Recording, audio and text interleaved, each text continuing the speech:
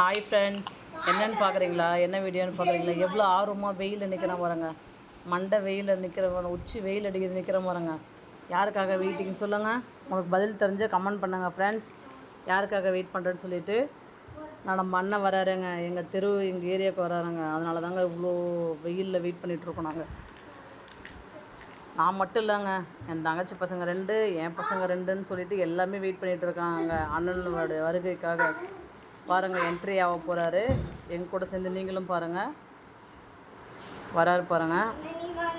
யானை வரும் முன்னே மணி ஓசை வரும் பின்னே அப்படின்ற மாதிரி பாருங்கள். அவரோட விசில் முன்னாடி வந்துடுச்சு. இப்போ அண்ணா பின்னாடி வருவார் பாருங்கள். இப்படி ஒரு கெத்து தெரியுமாங்க. காலையில் ஆரம்பித்தது இந்த நிமிஷம் வரைக்கும் கூட டயர்டே ஆகாமல் அப்படி ஒரு எனர்ஜியாக இருந்தாருங்க. பாருங்கள், அவர் கை ஆட்டுறதை பாருங்கள். ஃபுல் பக்கமும் அந்த கை என்ன வலி வலிக்கும், கழுத்து என்ன வலி வலிக்கும் சொல்லுங்கள். காலையில் ஆரம்பித்ததுங்க. லைவில் நானும் அப்பப்போ செக் பண்ணிகிட்டே தான் இருக்கேன். ரெஸ்ட்டே இல்லாமல் உழைக்கிறாரு பாருங்க. அந்த உழைப்புக்கேற்ற ஊதியம் கண்டிப்பாக கிடைக்கணுங்க. யாராக இருந்தாலும் சரிதாங்க. உழைக்கிறாங்கன்னா அந்த உழைப்புக்கேற்ற ஊதியம் கண்டிப்பாக கிடைக்கணும். உங்கள் பதில் என்னென்னு கமெண்ட் பண்ணாங்க.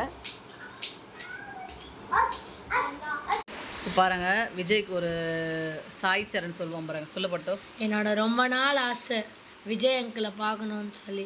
அது இன்றைக்கி யார் மூலயமோ லைவில் பார்த்ததுனால நானும் போய் சீக்கிரமாக ஸ்கூலில் நான் போகும்போதே ஸ்கூலுக்கு துண்டு எடுத்துகிட்டு போயிட்டேன். எனக்கு தெரியும் கன்ஃபார்ம் நான் பார்ப்பேன்ட்டு. அது ஒரு நம்பிக்கையிலே நான் துண்டெல்லாம் பேக்கில் எடுத்து வச்சுட்டு போயிட்டேன். அங்கே போய் அம்மா கூப்பிட்ட ஒரே குரலில் வேகமாக ஓடி வந்து துண்டு எடுத்து போட்டு வேகமாக வந்து பார்த்தேன். வந்துனே இருந்தார். எங்கள் அம்மா வந்து நான் கொஞ்சம் பக்கத்தில் இருந்தாங்க, நான் இந்த கொஞ்சம் தூரத்தில் இருந்தேன்.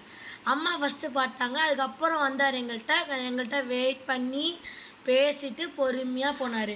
பாய்.